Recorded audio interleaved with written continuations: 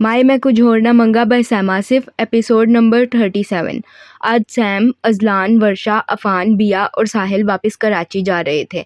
नाश्ते के फ़ौरन बाद इन्हें कराची के लिए रवाना होना था। इस वक्त सब लोग नाश्ते की टेबल पर बैठे नाश्ता कर रहे थे जब रफ़ीक साहब हवेली के लाउंज में दाखिल होते सीधा सैम के पास आए। सरदारनी, मैंने सारा सामान गाड़ी में रखवा दिया है और कुछ करना है तो बोलें। बहुत शुक्रिया रफ़ीक साहब। रफ़ीक साहब की बात सुनते सैम ने फ़ौरन जवाब दिया, जिस पर रफ़ीक साहब हाँ में सर हिलाते चले गए। फिर सब लोग नाश्ता करते हवेली से बाहर पोर्च में निकले। आनी, फबीहा, नूर, बिया, मीरा और मायरा बहुत उदास थे क्योंकि आज सही मायनों में बिया की रुखसती हो रही थी। अहमद तो निकाह से अगले दिन ही वापस लाहौर चला गया था। वर्षा और बिया ने एक जैसे पिंक रंग के शॉर्ट फ्रॉक और वाइट टाइट्स पहनी थी। वर्षा ने सफ़ेद दुपट्टा गले में डालकर काले बालों की हाईटेल बना रखी थी, जबकि बिया ने वैसा ही सफ़ेद दुपट्टा सर पर स्कार्फ की सूरत में बांध रखा था। सैम ने वाइट खुले फ्लैपर के ऊपर येलो बैगी शर्ट पहन रखी थी। काले बाल आबशार की तरह कमर पर खुले पड़े थे। सर पर सफ़ेद रंग की हैट पहने, पैरों में वाइट जॉगर्स पहने, हैट पर काला चश्मा टिकाए वो मुस्कुराकर आनी से मिल रही थी। अफान, साहिल और अजलान तो इन तीनों को देखकर कहीं खो से गए थे। इन तीनों को ऐसे खड़ा देखकर मीरा और मायरा मुस्कुराती इनके पास आईं और फिर इन दोनों ने हंसते हुए इन तीनों के आगे हाथ फैलाया, मगर वो तीनों तो जैसे इन्हें देख ही नहीं रहे थे। इन तीनों को यूं ही स्टिल खड़ा देखकर मीरा और मायरा ने अपनी हंसी दबाते एक दूसरे को इशारा किया और फिर वो दोनों फ़ौरन ही अपने होठों के गिर्द दोनों हाथ गोल दायरे में रखते ज़ोर से चिल्लाईं। तो जहाँ पर सबने कहका लगाया वहीं अफान, साहिल और रजलान ने अपने कानों पर हाथ रखा। ये क्या हरकत थी तुम दोनों की? आप तीनों हमारी खाला सरदारनी और आपी को ऐसे घूर क्यों रहे थे? हम कब घूरे? फजूल इल्ज़ाम मत लगाओ लड़की हम पर। अजलान के सवाल पर मीरा और मायरा ने एक साथ उल्टा सवाल किया तो अफान गुस्से से बोला, जिस पर इन दोनों ने मुंह बनाया। अच्छा, नहीं लगाते इल्ज़ाम, मगर अभी पैसे दें। क्यों, वजह? हाँ, आप हमारी एक नहीं 3 लड़कियां ले जा रहे हो, पैसे तो बनते हैं, वरना हम नहीं जाने देंगे अपनी लड़कियों को। मीरा की बात सुनते साहिल ने सवाल किया तो मायरा फ़ौरन बोली, जिस पर इन तीनों ने एक दूसरे को देखा। दे दो भाई, वरना जान नहीं छोड़ेंगी ये चुड़ैलें। साहिल की बात सुनते इन दोनों ने इसे घूरा, जबकि अफान ने मुस्कुराते हुए इन दोनों को पैसे दिए तो वो दोनों पैसे लेती खुशी से फबीहा के पास गईं। फिर सैम, अजलान, वर्षा, अफान, बिया और साहिल सैम की सुरेंटो में बैठे और फिर हवेली से बाहर निकले। इनका इरादा बाय रोड ही कराची जाने का था। कश्मीर से वो लोग 12 बजे निकले थे और मुसलसल ड्राइव करने के बाद वो लोग 3 बजे के करीब एक पेट्रोल पंप पर रुके। इरादा पेट्रोल भरवाकर कुछ खाने का था। कश्मीर से लेकर अब तक गाड़ी अफान चला रहा था और अब आगे इस्लामाबाद तक गाड़ी साहिल चलाने वाला था।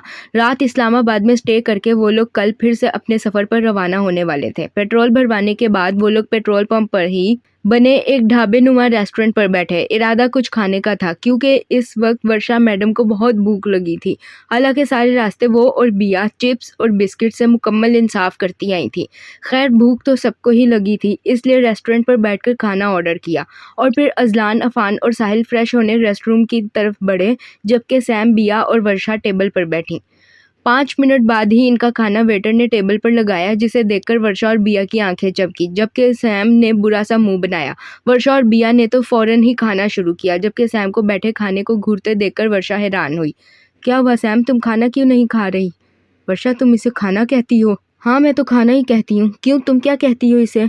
वर्षा के सवाल पर सैम ने मुंह बनाते सवाल किया तो वर्षा ने जवाब देते फौरन सवाल किया, जिस पर सैम ने इसे बेचारगी से देखा। मैं इसे खाना नहीं, जुल्म कहती हूँ। तुम खुद देखो वर्षा, ऐसे लग रहा है जैसे इसने गोश्त में तेल नहीं, तेल में गोश्त डाला है। हैं?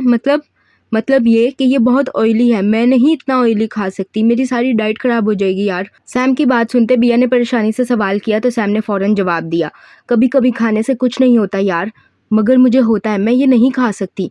तुम दोनों ने हमारे बगैर ही खाना शुरू कर दिया। वर्षा की बात सुनते सैम फौरन बोली। इससे पहले वर्षा कुछ कहती अजलान, अफान और साहिल आते टेबल पर बैठे तो अफान ने मुस्कुराते सवाल किया, हाँ तो हमें भूख लगी थी। तुम खाना नहीं खा रही? रुको मैं डाल कर देता हूँ। वर्षा का जवाब सुनते वो तीनों हंसने लगे। फिर अजलान की नज़र सैम की खाली प्लेट पर पड़ी तो इसने सवाल दागा। अभी सैम ने जवाब देने के लिए मुंह खोला ही था कि अजलान फौरन बोला और फिर बिना सैम की बात सुनते इसने सैम की प्लेट में सालन निकाला और प्लेट इसके सामने रखी। प्लेट में बकरे के गोश्त को तेल में स्विमिंग करते देखकर सैम ने मुंह बनाया। ये लो, मेरे हाथ से शुरू करो। अभी सैम खाना मना करने का कोई बहाना ढूंढ ही रही थी कि अजलान ने फौरन से बाइट बनाते सैम के आगे किया। अजलान को इतने प्यार से बाइट अपने आगे करता देखकर सैम ने मना करने का इरादा तर्क कर दिया और ना चाहते हुए भी खामोशी से अज़लान के हाथ से बाइट मुंह में ली तो जहां बिया ने अपनी मुस्कुराहट दबाई वहीं वर्षा ने ओ करते सैम और अज़लान को छेड़ा, जिस पर सबने अपनी हंसी दबाई। सैम को बाइट खाते देखकर अज़लान अपने खाने की तरफ मतवज्जा हुआ। क्या हुआ, अब खा क्यों नहीं रही? कहीं सारा खाना मेरे हाथ से खाने का इरादा तो नहीं मैडम आपका? सैम को अभी भी खामोशी से बैठा देखकर अज़लान हल्का सा सैम की तरफ झुकता हल्की सी आवाज़ में बोला। इतनी हल्की आवाज़ के टेबल पर बैठे बाकी नफूस सुन ना सके, जबकि सैम अज़लान की बात सुनते खामोशी से खाना खाने लगी। खाना खाने के बाद सैम, बिया और वर्षा रेस्ट रूम की तरफ बढ़े, जबकि अज़लान, अफ़ान और साहिल जाते गाड़ी के पास खड़े हुए। फिर 2 मिनट बाद अज़लान एक कॉल लेने रेस्ट रूम वाली साइड पर आया तो इसे रेस्ट रूम से वर्षा और सैम की बातों की आवाज़ आने लगी। सैम, एक सवाल पूछूं? हाँ पूछो। तुम तो कह रही थी कि तुम इतना ऑयली खाना नहीं खाओगी, तो फिर भैया की नई बाइट क्यों खाई और फिर खाना भी खा लिया, ऐसा क्यों? वर्षा के सवाल पर सैम ने भी सवाल किया तो वर्षा ने फौरन सवाल दागा, जिस पर सैम ने एक गहरा सांस लिया। तो मैं और क्या करती वर्षा, तुम्हारे भाई ने इतने प्यार से मुझे खाना ऑफर किया कि ना चाहते हुए भी मुझे खाना पड़ा। हाँ तो तुम मना कर देती भाई को, इसमें कौन सी बड़ी बात थी? नहीं कर सकी मैं उसे मना।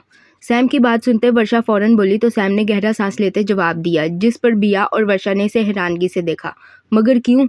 क्योंकि मुझे तुम्हारे भाई को मना करना पसंद नहीं आया। मैं उसके प्यार से बढ़ाए गए हाथ को ठुकरा नहीं सकी। मैं मानती हूँ मैं बहुत ज़िद्दी हूँ, मगर वो जो पुकारे तो जान हाजिर अना भूल जाऊँ गरूर वार दूँ। वर्षा के सवाल पर सैम ने एक दिलकश मुस्कुराहट होठों पर सजाई और फौरन बोली तो वर्षा इसके यूं इजहार मोहब्बत पर खुशी से चीख मारते इसके गले लगी। बिया भी फौरन सैम के गले लगी, जबकि रेस्टरूम की दीवार की दूसरी जानिब खड़े अज़लान ने बेख्तियार ही अल्लाह का शुक्र अदा किया। वो आज तक यही समझता था कि सैम ने इसे कभी कबूल ही नहीं किया, मगर आज सैम के मुंह से खुद इजहार मोहब्बत सुनकर अज़लान की खुशी का कोई ठिकाना ना था। वो जिस खामोशी से वहाँ आया था इसी खामोशी से वापस चला गया, जबकि रेस्टरूम के अंदर वर्षा का बस नहीं चल रहा था कि वो अभी के अभी सैम को अपनी भाभी बना ले। अज़लान खामोशी से चलता अफ़ान और साहिल के पास आया तो इसके चेहरे की दिलकश मुस्कुराहट देखते अफ़ान ने साहिल को इशारा किया, जिस पर इसने लाइल्मी से कंधे उचकाए। तेरे को क्या हुआ भाई, किस बात पर इतना मुस्कुरा रहा है? बस यूं समझ के तेरी तरह मुझे भी अपना इश्क मिल गया है। अच्छा, और वो कैसे? अफ़ान के सवाल पर अज़लान फ़ौरन बोला तो साहिल ने मुस्कुराते सवाल किए, जिस पर अज़लान ने इसे रेस्टरूम में हुई पूरी स्टोरी सुनाई तो अफ़ान और साहिल दोनों ने बेख्तियार ही इसे गले लगाया। तभी सैम, बिया और वर्षा वापस आई तो अज़लान ने सैम के लिए ब्लैक कॉफ़ी जबकि सबके लिए कैपेचिनो ऑर्डर की। अज़लान को कॉफ़ी का ऑर्डर करते देखकर सैम हल्का सा मुस्कुराई और फिर इसने भी सबके साथ बैठकर कॉफ़ी पी। कॉफ़ी पीने के बाद इन लोगों ने फिर से अपना सफ़र शुरू किया, इस बात से अनजान के पेट्रोल पंप से इनके पीछे एक गाड़ी मज़ीद निकली है और मुसलसल इनका पीछा कर रही है। तकरीबन 1 घंटे बाद इनकी गाड़ी इस्लामाबाद में दाखिल हुई। अब इन्हें होटल में स्टे करके बाकी का सफ़र कल करना था। वो लोग जैसे ही इस्लामाबाद में दाखिल हुए तो वर्षा ने मार्गिला हिल्स देखने की फरमाइश रखी, जिस पर सब लोग ही राजी हो गए। तकरीबन 15 मिनट बाद वो लोग मार्गिला हिल्स पहुंचे और गाड़ी एक साइड में खड़े करते पैदल ही जंगल की तरफ बढ़े। 10 मिनट चलने के बाद अफ़ान ने सबको आवाज़ देकर रोका। जंगल के बीच में क्या करने जा रहे हो तुम लोग? वापस चलो यार, दरअसल मेरी जंगल से बनती नहीं है। हालांकि तुम्हारी सबसे ज़्यादा जंगल से बननी चाहिए, क्योंकि तुम्हारा तो निकाह ही जंगल में हुआ था। हाँ, इसीलिए तो कह रहा हूँ, आज़ादी ही ख़त्म हो गई मेरी। अफ़ान की बात सुनते साहिल फ़ौरन बोला तो अफ़ान ने मुस्कुराते जवाब दिए, जिस पर वर्षा ने इसे कीना तोड़ नज़रों से घूरा तो सब ने अपनी हंसी दबाई। इससे पहले कोई कुछ कहता 5-6 लड़के अफ़ान के पीछे से निकले। इनमें से एक ने फ़ौरन ही अफ़ान के सर पर बंदूक रखी तो वर्षा और बिया ने अपने मुंह पर हाथ रखा। कौन हो तुम लोग और क्या चाहते हो हमसे? तुम्हारा ख़जाना? अज़लान की बात सुनते इन लड़कों का हेड खबासत से हंसता बोला। साफ इशारा सैम, बिया और वर्षा की तरफ था। इनकी बात सुनते सैम, अज़लान, अफ़ान और साहिल को गुस्सा आया, जबकि बिया और वर्षा तो गन देखकर ही परेशान हो गई थी। भैया, आपके पास जो भी ख़जाना है दे दो इनको ताकि ये लोग यहाँ से जाएं। अरे वाह, देख तेरी बहन कितनी समझदार है, फ़ौरन मान गई ख़जाना देने के लिए।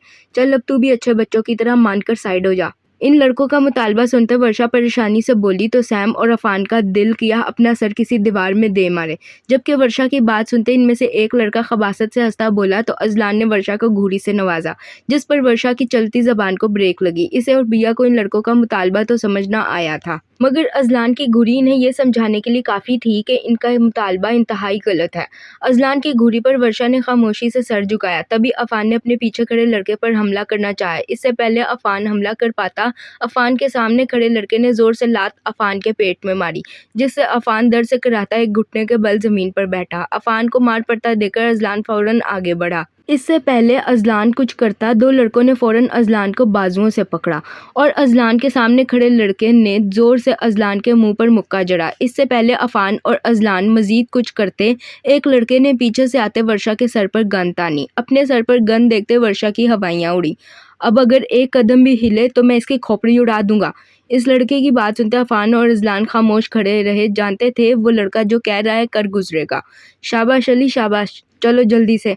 इन लड़कों का लीडर खबासत से हंसते बोला और फिर दो लड़कों को इशारा किया, जिन्होंने फौरन ही अफान, अजलान और साहिल को दरख्तों के साथ बांध दिया। वर्षा के सर पर गन देखते वो तीनों ही इन लड़कों की बात मानने पर मजबूर थे। इन तीनों के हाथ बांधने के बाद वो लड़के अब इन तीनों लड़कियों की तरफ मतवज्जा हुए जो इन तीनों के साथ थीं। वर्षा के सर से गन हटा दी गई थी क्योंकि अब इन्हें किसी चीज़ का डर ना था। अबे ये तो वही बिजनेस टाइकून सैम आसिफ है ना, जो आजकल टीवी पर बहुत आ रही है बिजनेस के नुकसान की वजह से। कोई ना, बिजनेस के साथ साथ दूसरा भी नुकसान बर्दाश्त कर लेगी। इससे पहले कोई कुछ कहता है, एक लड़का सैम को देखते बोला, जिस पर दूसरा लड़का कमीनी हंसी हंसते बोला। तो अजलान ने अपने जबड़े भेजे। चलो फिर इसी से स्टार्ट करते हैं। ए भाई, एक नहीं तीन है, वैसे भी रात होने वाली है, तीनों को एक साथ निपटा देते हैं फिर चलेंगे। दूर रहना इनसे, वरना अच्छा नहीं होगा तुम लोगों के लिए। एक लड़के के कहने पर इनका लीडर फौरन बोला तो अजलान गुस्से से चिल्लाते बोला, जिस पर इन सब लड़कों ने कहका लगाया, दूर रहेंगे तो मज़ा कैसे आएगा, मज़े करने के लिए पास तो जाना पड़ेगा ना। वैसे भी तुम तीनों बंधे हुए हो, चाह कर भी कुछ नहीं कर सकते सिवाय हमें मज़े करते देखने के। इस लड़के की बात सुनते अजलान, अफान और साहिल तीनों ने ही खुद को छुड़ाने की नाकाम कोशिश की, जबकि इन तीनों को मुज़ाहमत करता देखकर दो लड़के और इनका लीडर हंसते हुए सैम, बिया और वर्षा की तरफ बढ़े। इन तीनों को अपनी तरफ आता देखकर वर्षा, बिया और सैम तीनों ने ही कदम पीछे की तरफ बढ़ाए। इन लड़कों का लीडर जो सैम की तरफ बढ़ रहा था हल्का सा मुस्कुराया। क्या हुआ बेबी, डर गई? चिल्लाओ ना जैसे हर लड़की चिल्लाती है। बचाओ, कोई है, मुझे बचाओ। देखो प्लीज़, मुझे कुछ मत करना। प्लीज़ कोई है, बचाओ। चिल्लाओ ना तुम भी ऐसे ही जैसे सब लड़कियां चिल्लाती है। तुम्हारी चीखों से ही तो हमें सुकून मिलेगा। चिल्लाओ ना। असल बाप की औलाद है तो हाथ लगा कर दिखा। तेरी तो वो लीडर मुस्कुराते हुए लड़कियों की एक्टिंग करते बोला तो सैम ने चिल्लाते जवाब दिया। तो वो लीडर गुस्से से आगे बढ़ा। इससे पहले वो सैम को हाथ लगाता, सैम ने पास पड़ा लकड़ी का टुकड़ा उठाकर जोर से इसे मारा तो वो दर्द से कराहता ज़मीन पर गिरा और इसके सर से खून बहने लगा, जबकि सैम की इस हरकत पर बाकी सब लोग तो हक्का बक्का रह गए। वजह इन्हें इस लड़की से ऐसी उम्मीद जो न थी। अपने लीडर को यूं मारता देखकर दो लड़के फौरन आगे बढ़े और इन्होंने सैम को बाजुओं से पकड़ा, जबकि सैम खुद को छुड़ाने की नाकाम कोशिश करने लगी। सैम को यूं खुद को छुड़ाता देखकर अजलान, अफान, साहिल के साथ साथ बिया, वर्षा और इन दोनों की तरफ बढ़ते लड़के भी साख्त खड़े थे। इस कमीनी को लेकर जा यहाँ से, साली ने सर फाड़ दिया मेरा।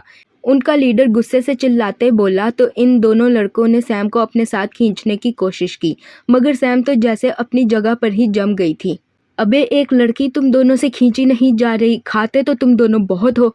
बॉस, ये लड़की नहीं कोई पहलवान है। अपने लीडर की बात सुनते एक लड़का फौरन बोला तो इसके लीडर ने दांत पीसते सैम के पीछे खड़े लड़के को इशारा किया, जिसने हाँ में सर हिलाते रस्सी उठाई और आगे आते सैम के हाथ बांधने की कोशिश की, जिस पर सैम ने एक जोरदार लात इस लड़के को मारी। हाथ पैर बांधो, इस तूफान के बाद में देखेंगे इसे। अपने लीडर की बात सुनते दो लड़के फौरन आगे बढ़े। फिर इनमें से एक ने सैम को पीछे से धक्का दिया तो सैम मुंह के बल आगे को गिरी। इससे पहले सैम जमीन बोस होती, इसने अपने हाथों का सहारा लेते खुद को गिरने से बचा लिया। फिर फौरन खड़ी होती पलटी तो दूसरे लड़के ने सैम के पेट में लात मारी और सैम पीछे को जाती एक दरख्त से टकराई। इससे पहले कि सैम खड़ी होती दो लड़कों ने आगे बढ़ते इसे एक झटके से दरख्त के साथ लगाया, जबकि तीसरे ने फौरन इसके हाथ बांधे। मगर जो भी था, सैम आखिर थी तो एक लड़की ही, 4 आदमियों का मुकाबला करना इस एक अकेली लड़की के बस में कहाँ था। सैम के हाथ बांधने के बाद इन सारों ने सुक्का सांस लिया। पहले इन दोनों को निपटाओ, फिर इस मनहूस को देखेंगे। भागो। इस लड़के की बात सुनते बिया और वर्षा को अपनी जान निकलती महसूस हुई। इससे पहले वो लड़के बिया और वर्षा को पकड़ते सैम गुस्से से चिल्लाई, जिस पर बिया और वर्षा दोनों ने ही अंधाधुंध भागना शुरू किया। अबे हरामजादो, खड़े शक्ल क्या देख रहे हो, लड़कियां पकड़ो। वो दोनों ही भागती मारगिला के जंगल में मजीद अंदर घुसी तो इन लड़कों का लीडर जो अपने सर पर कपड़ा बांधे खड़ा था गुस्से से चिल्लाया, जिस पर इसके बाकी के साथी इन दोनों के पीछे भागे। मैं कह रहा हूँ इन्हें वापस लेकर आना। ये जिसने भागने का मशवरा दिया है ना, इसी के सामने इनकी इज्जतों का जनाजा निकालेंगे। अपने लीडर की बात सुनते वो लड़के भी वर्षा और बिया के पीछे जंगलों में गुम हो गए, जबकि इनका लीडर सैम के सामने आता खड़ा हुआ, मगर इतना दूर के सैम इसे छू भी ना सके। फिर इसे गौर से देखने लगा, जिस पर सैम ने दांत पीसे। देखने में तो तुम जरा सी हो, मगर खुद का बचाव कर सकती हो ये नहीं सोचा था मैंने। तो तुझे क्या लगता है मैं ऐसे ही एक बिजनेस टाइकून बन गई हूँ? आसान नहीं था एक नरम दिल लड़की से एक पत्थर दिल लड़की बनने तक का सफ़र। मगर है तो तू लड़की ही ना, और लड़की की इज्जत इसके लिए सब कुछ होती है। जब वही नहीं रहेगी तो तुम क्या करोगी? कुछ भी नहीं। इस लीडर की बात सुनते सैम गुस्से से गुर्राते बोली, जिस पर वो लीडर मज़ाक़ खेज़ अंदाज में बोला। तो सैम ने एक तीखी मुस्कुराहट इसकी तरफ उछाली। तुम्हें क्या लगता है कि मैं खुद की हिफाजत नहीं कर सकती? हाँ, अगर मैं खुद की हिफाजत ना कर सकती होती तो इस वक्त मेरे साथ गार्ड्स की गाड़ियाँ मौजूद होती। लगता है तुम अंधे हो जो तुम्हें ये बात नज़र ना आई। मैं ना सिर्फ अपनी हिफाजत कर सकती हूँ बल्कि तुम्हें उल्टा लटका कर दर्रे भी मार सकती हूँ। तुम जानते नहीं हो अभी मुझे कि मैं चीज़ क्या हूँ। एक आदमी को मारने के लिए ताकत और हिम्मत दोनों की ज़रूरत होती है। खैर से हिम्मत तो बहुत है तुम में, और हाजिर दिमाग भी हो, मानना पड़ेगा, मगर ताकत, इसमें तुम चूक गई हो। तुम्हें पता है बिजनेस वूमेन बनने से पहले मैं एक शेरनी बनी थी, जो ज़रूरत पड़ने पर किसी को भी चीर फाड़ कर रख दे।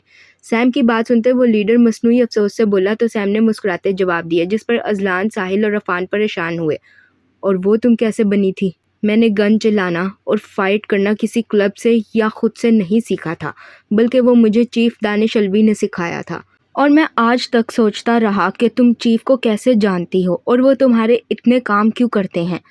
इसलिए कि तुम उनकी स्टूडेंट रह चुकी हो। एग्जैक्टली। अफान के सवाल पर सैम फ़ौरन बोली, तो अजलान ने परेशानी से जवाब दिया, जिस पर सैम ने हाँ में सर हिलाते जवाब दिया। छोड़ो, मैंने कहा छोड़ो मुझे। इससे पहले इनमें से कोई कुछ कहता, वो लड़के जो वर्षा और बिया के पीछे जंगल में गए थे वर्षा और बिया को खींचते हुए अपने साथ लेकर आए, जबकि वर्षा और बिया मुसलसल चिल्ला रही थी। फिर इन दोनों लड़कों जिन्होंने वर्षा और बिया की कलाई पकड़ रखी थी ने वर्षा और बिया को एक झटके से ज़मीन पर फेंका, तो दोनों की दर्द से करार निकली। बहुत अच्छा किया जो तुम लोग ले आए इन्हें, अब मज़ा आएगा। नहीं नहीं नहीं, छोड़ो छोड़ो, मैं कहता हूँ छोड़ो, दूर रहो। अपने लीडर की बात सुनते वो सब लड़के हंसने लगे। फिर इस लीडर के इशारा करने पर दो लड़के आगे बढ़े। एक वर्षा पर झुका जबकि दूसरा बिया पर झुका, जबकि इन दोनों को झुकता देखकर वर्षा और बिया की चीखें बुलंद हुई। साथ ही साथ वो दोनों इन्हें धक्का देती खुद से दूर करने की नाकाम कोशिश करने लगी। जबकि ये सब देखते अजलान, साहिल, सैम और अफान चिल्लाते हुए इन्हें रोकने लगे। इस लड़के से खुद को दूर करते वर्षा को वो वक्त शिद्दत से याद आया जब कश्मीर जाते वक्त भी एक जंगल में अफान बेहोश हो गया था, और यूं ही कुछ लड़कों ने इसकी इज्जत लूटने की कोशिश की थी, और इसने शिद्दत से दुआ की थी कि अल्लाह इसकी इज्जत की हिफाजत करे, और अल्लाह ने इसकी सुन ली थी और उसकी हिफाजत के लिए आलिम सुल्तान को भेजा था। आज भी इसने शिद्दत से अपनी और बिया की इज्जत की हिफाजत की दुआ मांगी थी, और फिर जब उस रब को याद करो तो वो क्यों कर आपकी मदद न करेगा। आज भी अल्लाह ने वर्षा की बात सुन ली थी और इसके लिए मदद भेज दी थी। बिया और वर्षा को चिल्लाते देखकर अफान, साहिल और रिजलान को अपना आप शदीद बेबस लगा। इन दोनों की चीखें पूरे जंगल में गूंज रही थीं, और फिर यकदम ही वर्षा की चीखों ने दम तोड़ा तो अफान और अजलान को अपनी दुनिया तबाह होती महसूस हुई। और फिर वर्षा के ऊपर झुका लड़का अचानक एक तरफ ढलका, तो सब लोग हैरान हुए। वर्षा जो कब से खुद को छुड़ाने की कोशिश कर रही थी और चीख चिल्ला रही थी, इसने एकदम गहरा सांस लिया और आंखें बंद करके खोली तो इसकी आंखें चमकती सब्ज थीं। फिर इसने एक झटके से अपने ऊपर झुके शख्स की गर्दन जोर से मोड़ी तो इसकी गर्दन का मनका टूट गया और वो अचानक से एक तरफ ढलक गया। फिर वर्षा उठ खड़ी हुई। वर्षा को सही सलामत उठता देखकर अफान और अजलान की जान में जान आई, मगर फिर इनकी नज़र वर्षा की आंखों पर पड़ी जो चमकती सब्ज थी, और इस वक्त इन सब ने शुक्र अदा किया इस पाक रब का जिसने इनके लिए मदद आलिम सुल्तान की सूरत भेजी थी। फिर वर्षा ने बिया के ऊपर झुके शख्स को एक ज़ोरदार लात मारी जो उड़ता सीधा जाकर दरख्त में लगा, जबकि वर्षा को यूं देखते वो सब लड़के हैरान थे। बिया ने तो पहली बार वर्षा में आलिम सुल्तान को देखा था। वो खौफ से पीछे को खिसकी जबकि वर्षा खामोशी से मुड़ती इन सब लड़कों को मारने लगी। इससे पहले वो सब लड़के जान से जाते वहाँ से जान बचाते भाग खड़े हुए। इनके जाने के बाद वर्षा खड़ी किसी मर्द की तरह गर्दन दाएं बाएं हिला रही थी, जैसे बहुत थकी हुई हो। इससे पहले कि वर्षा मजीद कुछ करती, अफान के मोबाइल में मगरिब की अजान शुरू हुई। जिसे सुनकर वर्षा ने अपने दोनों कानों पर हाथ रखे। बंद करो इसे, बंद करो, वर्षा मर्दाना आवाज में चिल्ला रही थी। वर्षा को इस तरह देखते बिया का ऊपर का सांस ऊपर और नीचे का नीचे अटक गया था। फिर अचानक ही वर्षा ने एक गहरा सांस लिया और धड़ाम से जमीन बोस हुई। बिया जल्दी करो, हमें खोलो। हाँ हाँ। अजलान की बात सुनते बिया एक झटके से होश में आई और भागकर दरख्तों के पीछे गई और फिर इसने बारी बारी सबके हाथ खोले तो अजलान और अफान भागकर वर्षा के पास आए, जबकि साहिल ने बिया को अपने सीने से लगाया। अजलान ने फौरन ही वर्षा को गोद में उठाया और इसे लेकर गाड़ी के पास आया। फिर अफान ने गाड़ी से पानी की बोतल निकालते वर्षा के चेहरे पर छींटे मारे तो वर्षा को होश आ गया। फिर अफान ने वर्षा को पानी पिलाया तो वर्षा हैरानगी से सबको देखने लगी। क्या हुआ है अफान? कुछ नहीं, हम सब ठीक हैं, चलो मेरी जान, हम लेट हो रहे हैं। वर्षा के सवाल पर अफान फौरन बोला तो वर्षा ने हाँ में सर हिलाया। फिर सब लोग जाते गाड़ी में बैठे। इस बार ड्राइविंग सीट सैम ने संभाली थी और इसके साथ वाली सीट पर अजलान बैठा था। बीच की दोनों सीटों पर अफान और वर्षा बैठे थे और सबसे पीछे साहिल और बिया बैठे थे। फिर सैम स्पीड से गाड़ी आगे भगा ले गई थी। तकरीबन आधे घंटे के बाद इनकी गाड़ी इस्लामाबाद के एक पोश इलाके गुलबर्ग में बने एक घर में दाखिल हुई तो सब लोग ही हैरान हुए। सैम, ये किसका घर है? मेरी बेस्ट फ्रेंड मरियम का घर है, आज रात यहीं रुकेंगे। ओह ओके, वर्षा के सवाल पर सैम ने जवाब दिया तो वर्षा फौरन बोली। फिर वो सब लोग गाड़ी से बाहर निकले। लाला, लाला का बच्चा प्यारा सा मम्मा कहाँ है? खो गई। जैसे ही वो लोग गाड़ी से उतरे तो मरियम का बेटा सलमान चीखता भागकर सैम के पास आया तो सैम मुस्कुराते बोली और इसे गोद में उठा लिया। फिर सवाल किया तो वो दोनों हाथ गोल मोल करता जवाब देने लगा, जिस पर सैम ने अपनी हंसी दबाई, जबकि बिया और वर्षा ने भी आगे बढ़ते सलमान को प्यार किया। तभी मरियम लॉन से पोर्च की जानिब आती दिखाई दी। सैम, कैसी हो यार, कितनी देर बाद हम लोग मिल रहे हैं। बिल्कुल, पूरा साल हो गया हमें मिले हुए, मगर मैं आज भी अपने वादे पर कायम हूँ। अब तुम मुझे झूठी नहीं कह सकती। मरियम की बात सुनते सैम मुस्कुराती बोली और फिर इसने सलमान को वर्षा की गोद में देते मरियम को गले लगाया, जिस पर मरियम भी मुस्कुराती हाँ में सर हिलाती सैम के गले लगी। ओहो, मेरा पिया घर आया ओ लालनी, मेरा पिया घर आया ओ लालनी। मरियम का शौहर फराज जब पोर्च में दाखिल हुआ तो सैम और मरियम को गले लगा देकर मुस्कुराते हुए छेड़ने के अंदाज में बोला, जिस पर सैम और मरियम दोनों मुस्कुराने लगी। कैसे हैं आप फराज भाई? अभी तक तो मैं अल्हम्दुलिल्लाह फिट एंड फाइन था, अब मेरी सौतन आ गई तो मैं कुछ कह नहीं सकता। और तुम सुनाओ, तुम कैसी हो? अल्हम्दुलिल्लाह मैं तो बिल्कुल ठीक हूँ। ये मेरी दोस्त है वर्षा और ये इसके हस्बैंड है अफान और ये इसका भाई है अजलान और ये आनी की सबसे छोटी बेटी है अनाबिया शराजी उर्फ बिया शराजी और ये इसके हस्बैंड और वर्षा के कज़न भी हैं साहिल। सैम के सवाल पर फराज मुस्कुराता बोला तो मरियम ने इसे एक घूरी से नवाजा, जबकि फराज की बात सुनते सैम ने भी मुस्कुराते जवाब दिया। फिर इन सबका तारुफ करवाया तो फराज मुस्कुराते हुए अजलान, अफान और साहिल के गले लगा। अच्छा सोतन जी, मैं तो दोस्तों में जा रहा हूँ, बेगम आप इन्हें कंपनी दे, मैं वापस आकर आप सबको ज्वाइन करूँगा। ओके मियाँ जी, अल्लाह हाफिज़। फराज के मुस्कुराकर कहने पर मरियम ने हाँ में सर हिलाते जवाब दिया। फिर वो सबसे मिलता बाहर की तरफ बढ़ा तो मरियम इन सबको लेती लॉन में आ गई, साथ ही साथ मेड से चाय भी मंगवा ली। सैम, अब तो बिया रानी की भी शादी हो गई है, तो ये कि तुम कब शादी का लड्डू खा रही हो? जैसे ही मेड ने चाय लाकर सर्व की तो मरियम मुस्कुराती हुई बोली, जिस पर सैम ने एक आईब्रो झुकाते सवाल किया तो मरियम ने भी उल्टा सवाल दागा। ओ कम ऑन, मेरे पास इन चीज़ों के लिए वक्त नहीं है और ना मुझे शादी में कोई इंटरेस्ट है, तुम अच्छे से जानती हो। तुम्हें शादी में कोई इंटरेस्ट नहीं है या अभी तक तुम शयान को भुला नहीं सकी हो? शयान का टॉपिक क्लोज हो चुका है मरियम, तुम अच्छे से जानती हो, फिर भी ये सब बोल रही हो। सैम के बेजारी से कहने पर मरियम ने सवाल किया तो सैम ने गुस्से पर जब्त करते जवाब दिया, जबकि इसकी बात सुनते मरियम ने आईब्रो झुकाई। बिल्कुल, मैं तुम्हें अच्छे से जानती हूँ, इसीलिए बोल रही हूँ, और पहली मोहब्बत भुलाना आसान काम नहीं, ये बात मुझसे बेहतर कौन समझ सकता है। तुम क्या चाहती हो मैं क्या करूँ? शादी। मैं चाहती हूँ तुम शादी करो और अपनी लाइफ में आगे बढ़ो। अपनी लाइफ को यूं ब्रेक लगाने से क्या होगा? तुम जो कुछ चाहती हो सब हो चुका है। You are on your peak. अब तुम्हें शादी करनी चाहिए और इस मनहूस शख्स से मूव ऑन करना चाहिए। मरियम की बात सुनते सैम ने चाय का सिप लेते सवाल किया तो मरियम ने गुस्से से जवाब दिया, जिस पर सैम ने एक गहरी सांस ली। पहली बात तो ये कि मैं मूव ऑन कर चुकी हूँ, मुझे इसकी शक्ल क्या इसके नाम का कोई दूसरा शख्स भी पसंद नहीं। दूसरी बात ये कि मैं कर लूँगी शादी, जब मुझे कोई अच्छा लड़का मिलेगा तो मैं कर लूँगी शादी, फिर तुम्हें और मॉम दोनों को सुकून आ जाएगा। और हाँ, मैंने अपनी लाइफ पर कोई ब्रेक नहीं लगाया हुआ। अच्छा, और तुम्हारे उस गार्ड का क्या? गार्ड? कौन सा गार्ड? अभी सैम बोल ही रही थी कि मरियम इसकी बात काटती बोली, जिस पर सैम ने परेशानी से सवाल किया तो मरियम ने इसे हैरानगी से देखा। वही गार्ड जिसने तुम्हें प्रपोज किया था, और इसकी बहन तुम्हारी यूनी फेलो भी थी। कौन सा गार्ड? क्या कह रही हो तुम? मुझे कुछ समझ नहीं आ रहा। और वही जो आईएसआई का एजेंट था और तुम्हारे बिजनेस पार्टनर का बेटा भी था, और बकौल तुम्हारे तुम्हें बहुत पसंद भी करता था और इसने तुम्हें प्रपोज भी किया था। मरियम की बात सुनते सैम ने नासमझी से इसे देखा और फिर परेशानी से बोली तो मरियम इसकी बात काटती बोली, जिस पर सैम ने एक गहरा सांस लिया। भाई, ये तेरी बात कर रही है। अफान के मुस्कुराकर हल्की आवाज़ में कहने पर अजलान ने इसे घूरी से नवाजा। इसकी बहन की तबीयत ठीक नहीं है, इसलिए अभी वो इस बारे में नहीं सोच रहा, और मैं भी अभी मसरूफ़ हूँ, इसलिए मैं भी नहीं सोच रही। सैम, कभी कभी तो मुझे लगता है कि तुम शादी करना ही नहीं चाहती और बस बहाने ढूंढती रहती हो। कम ऑन यार, तुम पहले जैसी क्यों नहीं हो जाती? अच्छा बन के बर्दाश्त का ज़र्फ खो दिया है मैंने मरियम।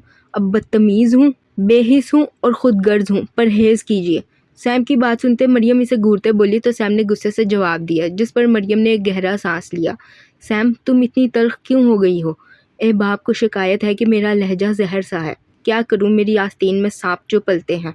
सैम, तुम नर्म दिल ज़्यादा अच्छी लगती थी, मुझे मेरी पुराने वाली सैम चाहिए। मरियम के सवाल पर सैम ने एक हाथ की मुट्ठी बनाकर अपने होठों पर रखी और लॉन में किसी गैर मरई नुक्ते को देखते बोली तो मरियम ने अफसरदगी से जवाब दिया।